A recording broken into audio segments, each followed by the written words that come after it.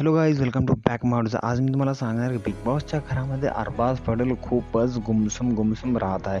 कारण की जेव्हापासून कॅप्टनचा टास्क झाला त्यापासून आपले अरबाज पटेल एकटे झालेत.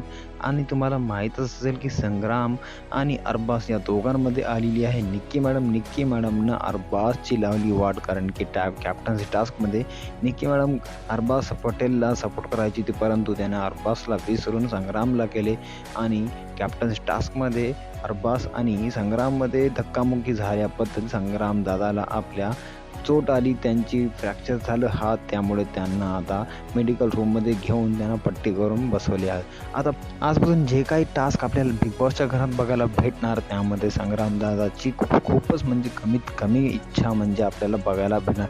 कारण की संग्राम दादा खूपच म्हणजे आता जखमी आहे. त्याच्याबद्दल बाकीचे जे कंटेस्टंट सगळे फेअर होतात आणि सगळे अरबाज पटेलची गलती काढून. तुम्हाला काय वाटतं की अरबाज पटेलनं जाणबुजून केले की नाही, मला कमेंट करून सांगा.